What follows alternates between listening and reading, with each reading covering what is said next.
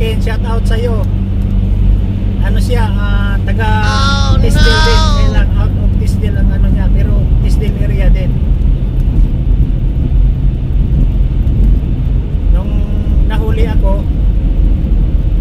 sabi niya, yung karapatan ko na ano, hindi magsalita, pwedeng magsalita, ganyan. Tapos yung alcohol breath analyzer, yun, inano niya ako. Sabi din niya, mayroong anong Kiko yun. Oh my God, dear. Oh my God. Mamaya, i-video natin yun pag uwi. May deer doon, ang laki. I-video natin yun mamaya pag uwi. Oh no! Yun ang ano natin, title dito.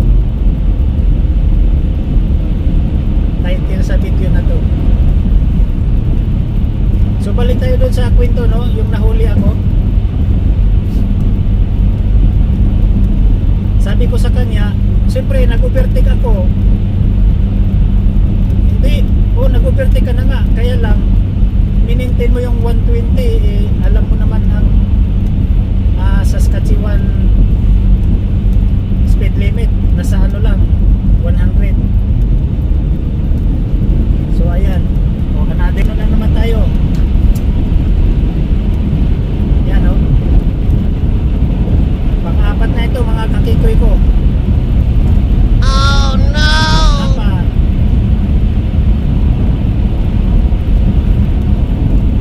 Pa 130 na sige. Oh my God. Ingat Kikoy.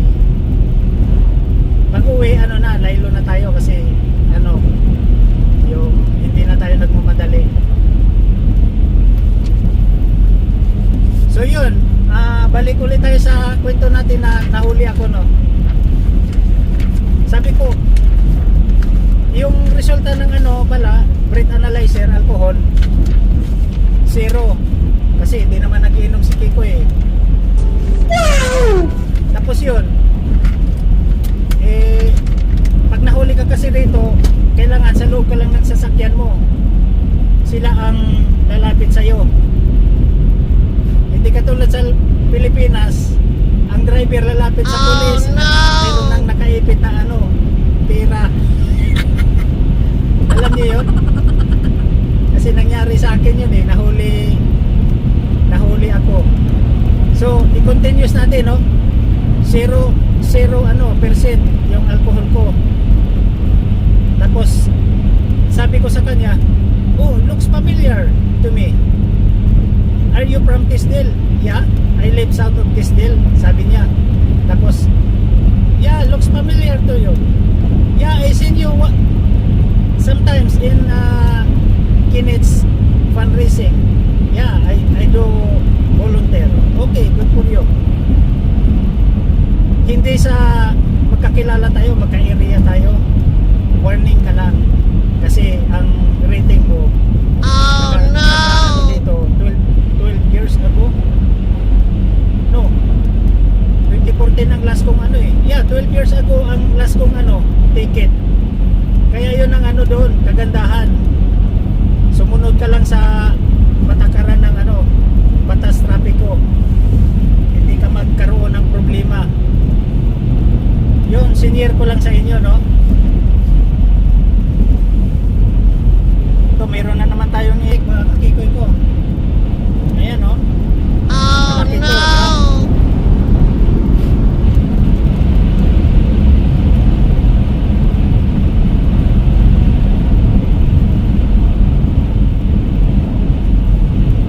So, ayun, mga kakikoy ko, may warning ako.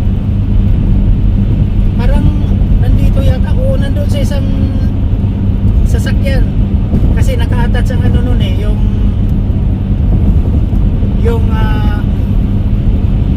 plate number. Pero yung sasakyan na yun, nakapangalan sa kay Kikay ko, no?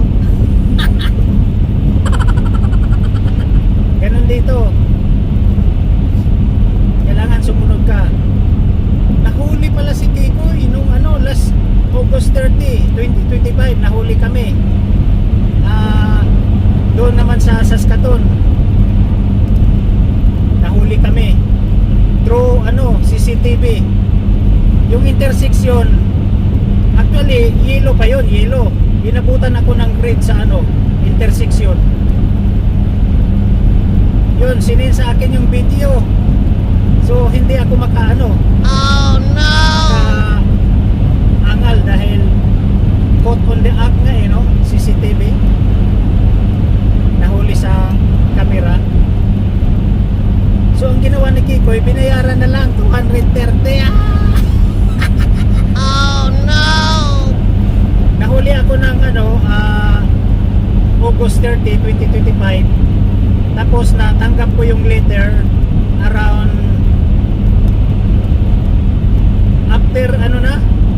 after Christmas. Siguro pag pinadala yon before Christmas, masama ang loob ko. Pero mo magbabayad ka ng 230. Actually 235 ngayon eh. May discount na $5. So 230. Tapos ang date niya February 19 2026. Yun, binayaran ko yun February 19 2026 through online. Yun lang. Senior ko sa inyo mga kakikoy ko. So malapit na tayo dito. Another di ba?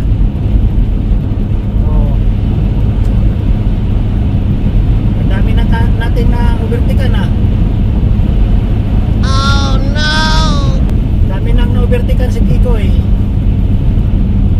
Nag-text na yung anak ko. Sabi niya sa hospital nga daw siya.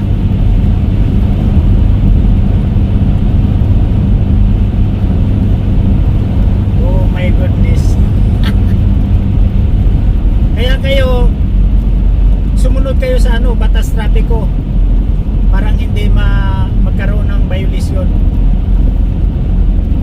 Gayahin nyo si Kikoy na actually ang ko ngayon safety rating percent nasa nasa 16 or 18. So pag ganun ang kataas yung mo percent na safety rating sa driving, yun, mayroon kang discount. Alright, malalaman mo ang discount every year kasi pag mag-renew ka ng sasakyan, bumabawas ng ng $3 to $5 every month. Diba? Malaking bagay yun. Kung hindi ka sumunod sa batas trapiko, katulad sa Pilipinas, kaya ang daming aksidente, no? Hindi ko minamaliit yung mga driver doon. Magagaling ang Filipino driver. Kaya lang yung mga ibang nakakuha lang ng lisensya dahil nagbayad sila. Oh no! Ganun yun, mga ub yung kasi dyan yung namamahala. Ganun yun. Mabot na ng 12 minutes tong pag-uusap natin mga katiko ito. Alright, siguro tapusin ko na rito.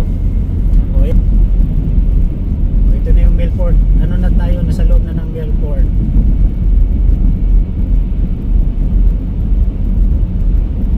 Ito yung closest city. Tapos sa dulo pa yung pupuntahan natin. Kasi yun hospital.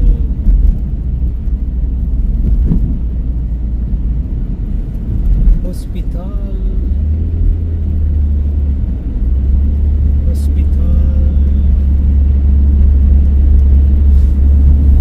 Dito maraming stoplight. Doon sa lugar namin walang stoplight kasi yun lang, town, municipality lang. Municipality o Tisdale. Pero dito City of Milford. One time si Pinoy Tracker nga pala pumunta ng dito sa Milford. Nag-comment yun ay hindi pala si Pinoy Tracker, Pinoy Maniho, pumunta ng Tisdale. Nag-comment doon sa video ko. Sabi niya Idol, nandito ako sa Tisdale, nag-deliver ng Kaya lang mamadali so, dahil meron pang another load, kailangan masunod daw yung ano. Okay. So pagtingin ko 1 hour, 2 hours yata, wala na, nakaalis na. Oh my god, late Oh na ang no! ano. Kasi busy din si Kiko eh. Dapat na-meet ko yun si Pinoy Maneho. Taga ano yun, taga Bukidnon. Ang biyahe niya ano, bumibiyahe siya ng kwan eh, across Canada, tapos sa ano pa, sa Alaska, ganon. Yung Alaska sa state ng ano yun eh, state ng